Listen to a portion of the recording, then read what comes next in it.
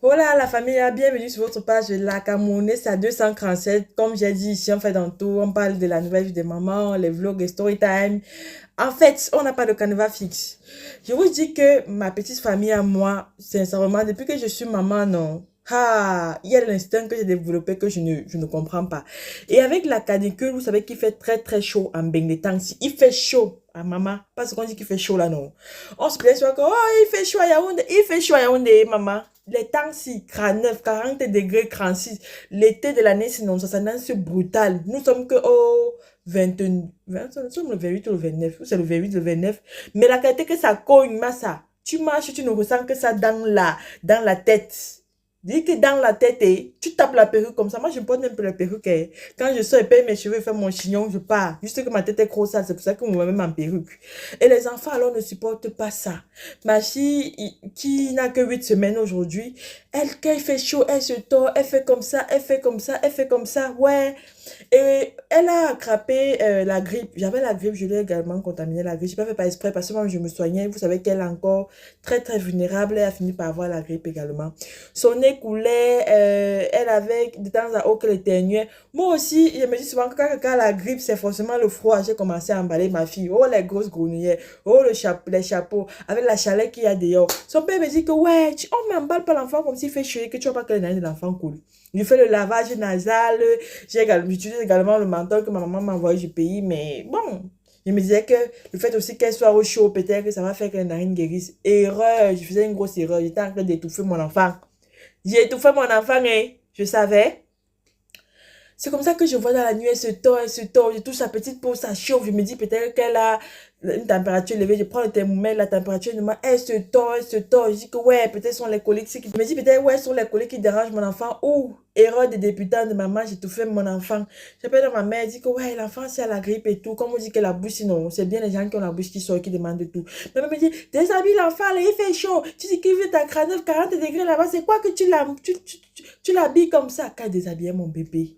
Je l'ai un peu passé encore à l'eau parce que je lave déjà ma fille 2 fois par jour, et le matin et le soir, pour qu'elle puisse bien dormir. Avec la chaleur et tout, c'est pas facile. Et le ventilateur, je mets vraiment pas.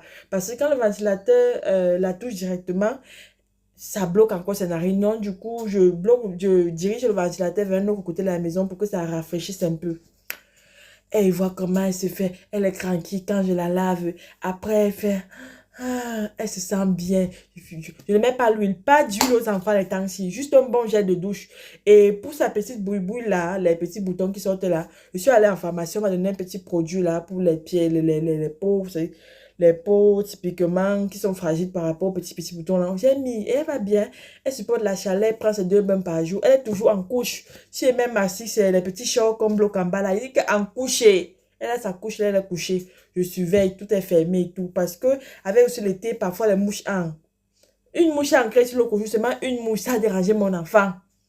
La mouche a justement les fesses de mon enfant, là, il y avait sa couche. Je dis que mon frère, c'est comment la mouche, il finit par tuer la mouche. Quand le matin, je me réveille, je vais à la maison, je désinfecte un peu. Loin d'elle, parce que les produits pour tuer les mouches, ça sont très toxiques. Je désinfecte un peu. Je ferme les fenêtres pour ne pas laisser entrer la chaleur. Je mets mon ventilateur, ça rafraîchit. À un certain moment, j'arrête, je maintiens ainsi au chaud et je prépare beaucoup plus le matin pour essayer de garder quoi, le climat, la température. Ben, il y a un phénomène que je ne comprends pas, il faut qu'on m'explique ça. J'ai vu dans les notices ici, on dit qu'en France, les mamans, les parents ont oublié les enfants dans les voitures avec les températures 46, 48, 49 degrés pendant plus de 5 heures de temps, pendant plus de 6 heures de temps, les enfants ont fini par rire. J'ai dit, hey, c'est la sorcellerie, c'est la folie, ou bien les parents étaient sourds, ils étaient drogués. Mon enfant, moi, je vous dis que mon enfant n'a que 8 semaines. L'instant maternel que j'ai, non. Même qu'elle dort la nuit, je me vais en sursaut. Elle est où? Elle va bien? Est-ce qu'elle a tété? C'est déjà comme ça.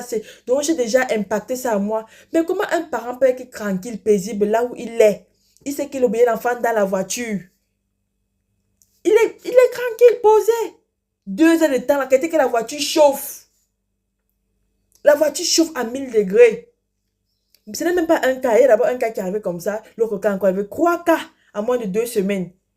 Non, mais mon ami, tu gardes ton enfant jusqu'à 1 an, 2 ans, 18 mois pour partir l'oublier dans la voiture, c'est quoi? C'est le chien. Même le chien, on oublie.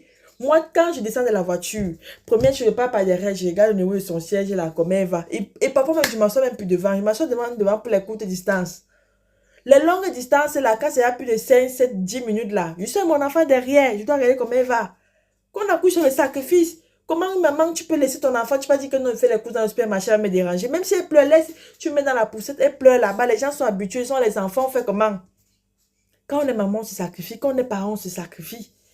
Si tu veux le calmer pour dire que non, il dérange, je le laisse un peu dans la voiture. Laissez dans quelle voiture? Même pour une minute, je ne peux pas laisser mon enfant dans la voiture avec les vitres fermées. Même si les vitres sont ouvertes, je ne peux pas. Désolé. Je vais seulement souffrir, descendre la poussette là de la malle, la mère que partir avec elle revenir. Ou bien, prendre mon porte-bébé, ou bien, je ne sais pas. J'étais dépassée, j'étais choquée par la notice là. C'est quelle annonce ça?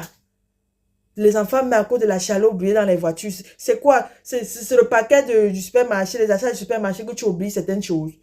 Non, non, non, non. Désolé, non. Il y a les parents inconscients. Quand c'est comme ça, non, là, je suis allée punir fort. Ce sont les choses à ne pas laisser. Ils vont dire que non, j'étais dans la dépression et tout. Non, non, non, non, maman, là, non. Il y a les choses à ne pas encourager. Et moi, je n'encourage pas ça. Vraiment. Les petits anges sont partis comme ça. Il y a les femmes qui pleurent pour avoir les enfants, pour les chouchouter, pour les bien les crêter, d'autres abandonnent dans les voitures. Non, respect. Le monde, c'est vraiment injuste.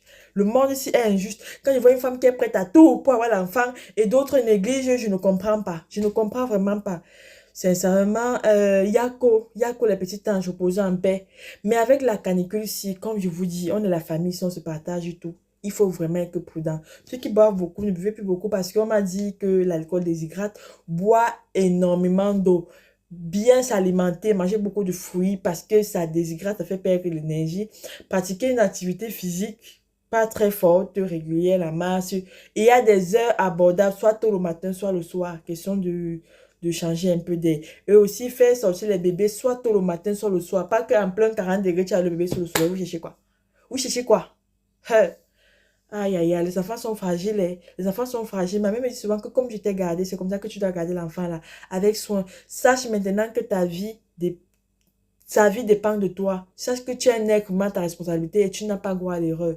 Je prie Dieu tous les jours de me donner la force de continuer à bien la garder afin qu'elle puisse aussi bien grandir comme mes parents m'ont également bien gardé. Bon, c'était tout par rapport à la vidéo. C'était mon petit conseil. Prenez soin de vous. Soyez prudents comme je vous ai dit. Hasta luego.